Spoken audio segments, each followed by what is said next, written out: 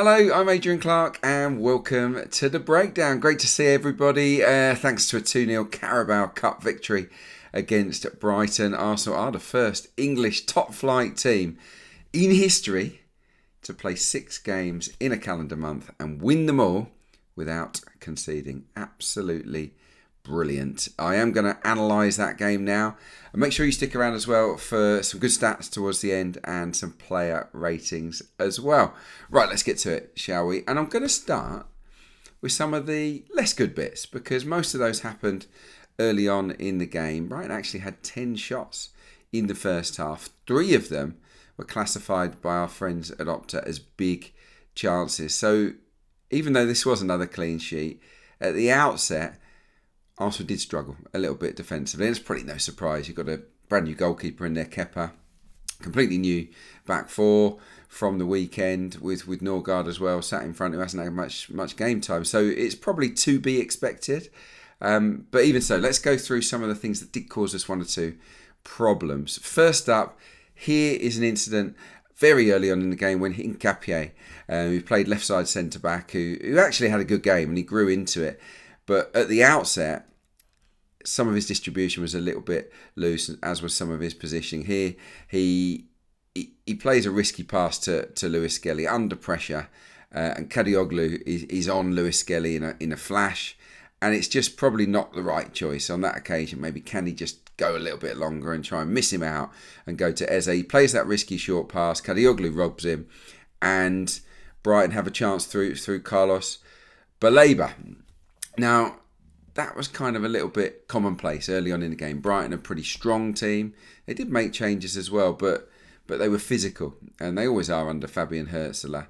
But they're always good at pressing. I mean, they've changed their style a little bit, Brighton, since he came in, less possession-based, but they've retained that desire to press, and they're pretty good at it. Here's another example of a loose pass putting us into trouble. It's Ben White, actually, on this occasion. If you look at the top of the screen, I've circled Jorginho Ruter there. He's cheating, basically. He's not tracking back Lewis Skelly. He's standing there in that open space, just in case they turn the ball over. And Ben White plays quite a risky pass, squarish into Norgard. Norgard's got no time. He tries to play it around the corner. He's closed down. It ricochets the wrong way from an Arsenal perspective. And Brighton are at us. And you see as the move develops, Zimas, the striker, runs down the spine of the pitch. We can't quite keep pace with him. And then let's just pause it there with Hincapié, because he just gets drawn towards the ball. You look at his body position there. I'd like him to open up his left shoulder to see the run of Ruter. He's a little bit too eager maybe to get involved in making a challenge or cutting out that pass. What I'd like him to do is open up his body and see where Ruter is, so that when that pass goes, he's in a better position to make the recovery. He isn't, and Ruter goes on and has a shot and forces a save from Kepa, who had a really, really good game. On Hincapié, by the way, that loose pass at the outset was a rarity. He completed 44 of 47 passes on the night. He got better and better as the longer the game went on. And I thought the standout trait that he's got is really speed across the turf. He really covers ground quickly, good on the cover, and he's aggressive. He wants to get tight and sort of really disrupt attackers. There was another incident where we got caught from one of our corners, and they clear it, and the structure of the team isn't quite right. Lewis Skelly is effectively on his own. We'll just show you the sort of end bit of that move here, where Ruter has raced up the pitch. We're scampering to get back, and he plays in Zimas with a really clever pass. There's not a lot Lewis Skelly could have done in that position. But the reason I want to highlight this move is that it shows Kepa in a really, really good light. He made 6 saves on the night. I thought he looked sharp. He looked confident. His distribution was nice. He didn't make any silly passes. And even though most of the 6 saves he had to make were relatively routine, I think he comes out of the game with real credit, actually, Kepa. So, yeah, the backup looks good. But on the back of that move, where the corner, they break on us, let's have a look at what he did to put off Zimas and to make him shoot the ball wide. Here is the first bit. Look how well he's narrowed that angle. He's come out to meet him, and he's level with the penalty spot, isn't he? Kepa, he's come a long way out from goal. And really, that position he's in blocks the whole of the goal, apart from that little bit that I've highlighted with the blue arrow. That's the only place that Zimas can put the ball past Kepa. He's standing up tall, he can't dink him. That is perfect, in my opinion, positioning from Kepa. And have a look what he does next. Yeah, he sticks out that left leg to block off that blue line that I was talking about. There's no way through whatsoever. And Zimas mucks it up in the end. He plays it well wide. So yeah, a really, really good night, I thought, for Kepa Arrizabalaga. And look, hopefully nothing happens to David Raya, but if it does, we're in a much better position this season to have top class cover. Mosquera, I just wanted to point one of his cover tackles because he made 2 or 3 in the game. I thought he was probably the pick of our back four on the night, Christian Mosquera. He's very good in those moments where you need him, where we're stretched and someone needs to back up a mate. He's very quick at anticipating that situation, getting across and defending. And this example here shows it really, really well. They cut in from the right. They play a lovely square pass. It's a really good run, actually. I think it's from Zimas again. And look at Mosquera, the way he diagonally goes across the box to make the block. So yeah, I think the defence had a shaky start and they got stronger. And in the end, really, Brighton didn't offer a lot in the second half. It got more and more comfortable. Right, one player I also want to talk about is Ethan Nwaneri. I thought he had an excellent match. Played in the sort of Ødegaard role to the right of a midfield 3, and he had lots of the ball. And I thought by and large he did excellently with it. He made some good decisions. And got himself a goal, of course. Early on in the match, he produced this lovely little run across the pitch and passed to Mikel Merino, dragged players with him, and then was brave enough to play that vertical pass to Merino, who had a snapshot, and it just went wide and just over the bar, actually. But it was really clever play from Nwaneri. He was sort of involved in most of Arsenal's best moves in the game. He actually also won possession back for Arsenal more than anyone else on the night. 5 times Ethan Nwaneri won the ball back for us. The standout stat really around Ethan is the shots. No one else had more than 2 shots. He had 7. He had 7 shots in the game. And I want to highlight 2 of them for you, if I can, because they're nearly identical. So let's have a look at the first one. This was in the second half. Eza goes down the left and he cuts the ball back to Nwaneri. And the reason I want to point this out is that he fizzes it into him too hard. So what Nwaneri has to do, he has to take a touch, and you can see the little arrow there, and then he shifts the ball onto his left foot and gets his shot away. And it's straight at the goalkeeper. It's a shot on target, but it's not brilliant. And really the weight of the pass into him is what does for him there. Now for the goal, it's a different story. Miles Lewis-Skelly gets down that left-hand side. We'll get to what got him there very shortly. But it's the weight of the ball. He gently rolls it to Nwaneri so that he can hit the ball first time. It's pass appreciation. And sometimes I think we're all guilty of ignoring that. You just look at the outcome, but sometimes you've got to look at the weight of the pass. I was lucky enough to play with Dennis Bergkamp, right? I'm still dining out on it today. Unbelievable experience. What a player. But the one thing I got, and I was a winger playing with Dennis, was he would, if you needed the ball fizzed into you, he would fizz it. If you wanted it rolled so that you could cross the ball first time, there was always the perfect weight. And for me, Miles Lewis-Skelly just plays the perfectly weighted pass into Nwaneri, and it allows him to sweep the ball left-footed into that far corner. He doesn't need to look up. He doesn't need to see where the far corner is. He knows where the posts are, and he guides it quite brilliantly into that far corner. A quality goal. And one of the reasons it was so good was because the build-up was excellent. Eze initially, then he goes into Merino, and then we see this from Mikel Merino. An absolutely gorgeous back heel, great awareness, great intelligence. He's that kind of player, isn't he?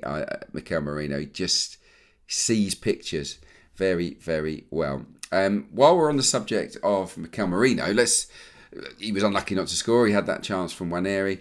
Also in the second half, he forced an unbelievable save, really, from Steele in Brighton's goal from a corner. Really unlucky The reason I want to point this out is that it's a good example of what we do from corners.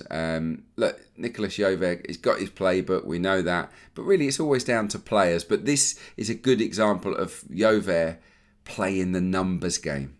And that really is what set-piece football is all about. It's creating overloads. Can we force a 5v4, a 6v5? Can we find a spare player? And that's what we do for that chance. So let's have a look initially at the setup from the corner. And as you can see, Brighton are completely zonal, apart from, I think it's Baleba on the penalty spot, looking to mark Gabriel Magalhaes quite aggressively as it happens. I've got all those zonal markers, looking at Bukayo Saka at the back post. 5 players, including Dowman Merino. Now, Gabriel will join them and he'll make it 6. So let's flip it on to the chance itself and look at what we've done. It's how many players are there? 4. It's certainly a 4v3. It could even be a 5v3 at the far post where we've got that numerical advantage, and that allows Merino to get free. Look at the timing of the jump, absolutely superb. Climbs highest, meets the ball in the perfect position. It's a great header, and unfortunately for him, it's a terrific save from Steele.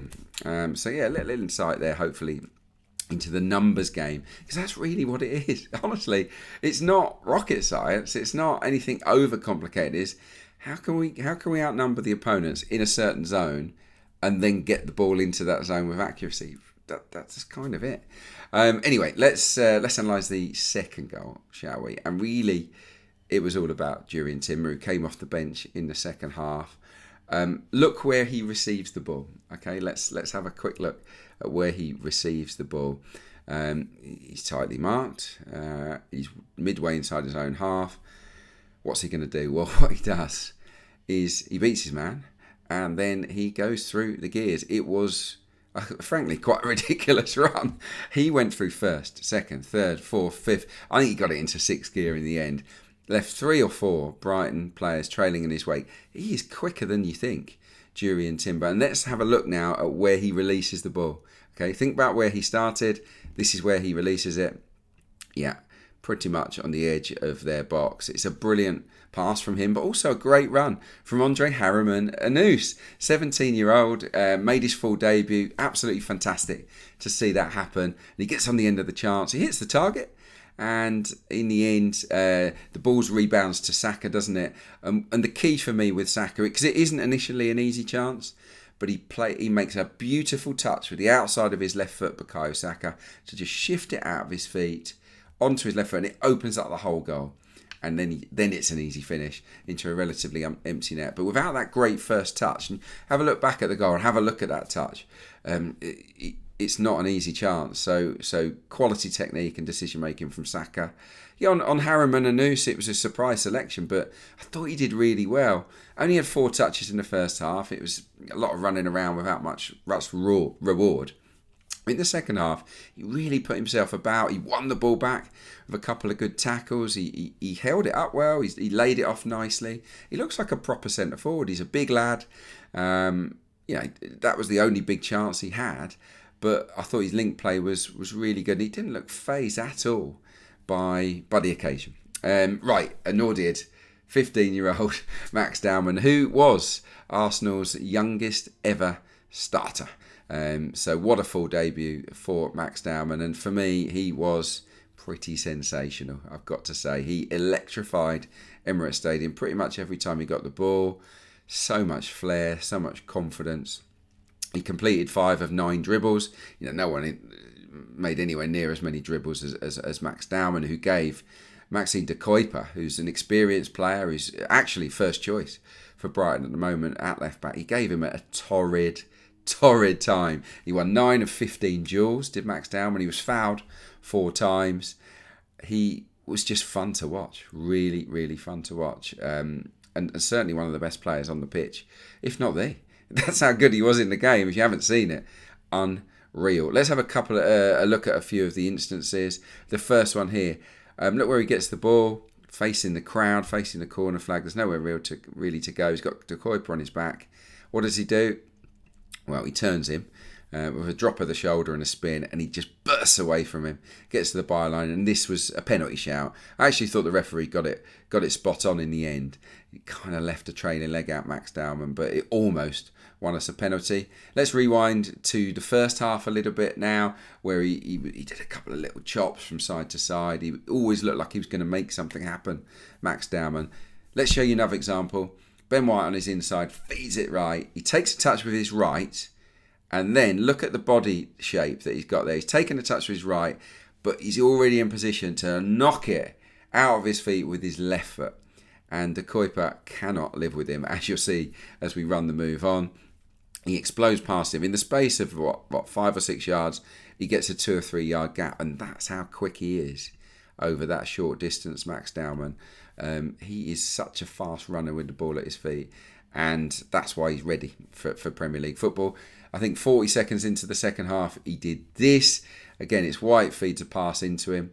I think he fed 13 passes into him during the game, Ben White. He's facing away from goal, facing the crowd. Gorgeous little back flick to Ethan Nwaneri, and then he spins around and looks for the ball back. Absolutely outstanding performance from Max Dowman. He rightly got a standing ovation when he came off for Bukayo Saka. So yeah, those are the main bits that I wanted to talk about on today's breakdown. I've got a few stats for you as well. 9 different players created a chance for Arsenal in this match. All of them won. So I think that spread is really nice. A lot of teams are so reliant, aren't they, on 1 or 2 players to create, to show that imagination and go, well, Arsenal, don't really have to rely on one player. 9 different individuals created an opportunity. Christian Norgard made the most passes inside the final third. He was very much the deep line midfielder, but he was always looking to play forward passes, which I think is really, really promising. From his end, 21 he made into the final third. Ben White made 19 incidentally, so he played a really good supporting role, I think, for our attacks. And this is a good one. Our haters, the Arsenal haters out there, maybe some of you are watching this, I don't know. 7 of Arsenal's 9 best chances in this game were created from open play. Yeah, can you believe it? Only 2 set pieces in the top 9 in terms of XG in the match. So look, we can do it, and of course we can do it, and all that narrative, that nonsense gets on my nerves really, but just ignore it. We're brilliant in open play and from set pieces. End of story. Right, let's round things up with some player ratings, shall we? I know some of you enjoy this, and I really like it when you guys send me some of yours as well, because it's good to compare. I like it. Kepa 8. Look sharp. I thought he made some good saves. Excellent performance. Ben White, I'm going to give a 7 to. As I said, he fed Dowman really nicely. Kept things simple. He's not quite the Ben White of old at the moment, but it was a solid 7. Mosquera 8. I thought he was great on the cover. Made some good last-ditch interventions. Hincapié 7. Probably was a 6 in the first half, but got stronger and stronger. Got over that start, and he's quick and strong. Lewis Skelly as well, didn't start the game brilliantly, but got better and better. Lovely assist for him as well. I'm going to give him a 7 too. Norgard, I'm going to actually go 6. I've just praised him for making those forward passes, but he did lose the ball more often than he would have liked to have done. Probably needed to speed up his passing a fraction. You can see that there's a difference there between him and Nwaneri. He did absolutely fine, but probably no better than a 6. Merino 7, nearly scored a couple of goals.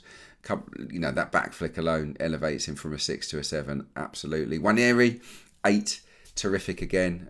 Very close to being my main man in the game. He's heavily involved in pretty much all of our best bits in the match.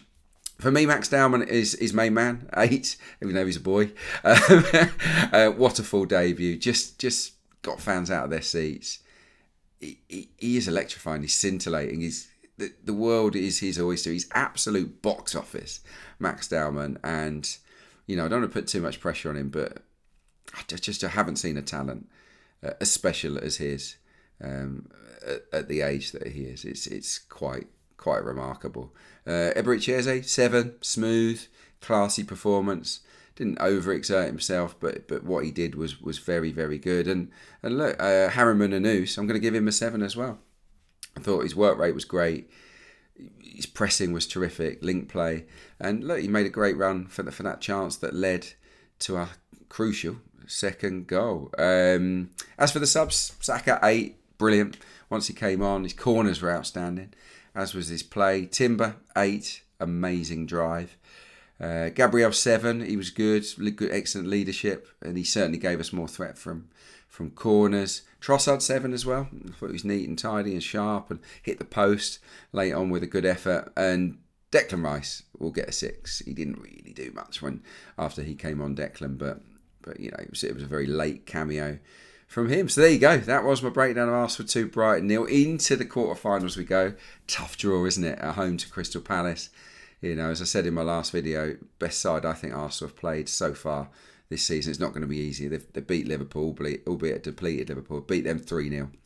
So, yeah, they'll be up for the game. He's a cup manager, Oliver Glasner. He'll come with a full strength side, and I think we might need to play pretty much almost a full strength side to overcome them and to make it to the semi-finals. But look, the form we're in at the moment, we don't really need to worry about who we're playing, do we? Arsenal are absolutely flying. This video's flown by, to be fair. Don't know where the time has gone, but I'm going to wrap it up now. Thank you so much for watching, for subscribing, for liking the videos. I enjoy reading some of the comments as well, so please keep it coming. Tell your friends, tell fellow Gooners about the channel. I really, really appreciate it. I'll be back soon, either Sunday or Monday, with a breakdown of our performance at Burnley. Until then, it's bye from me.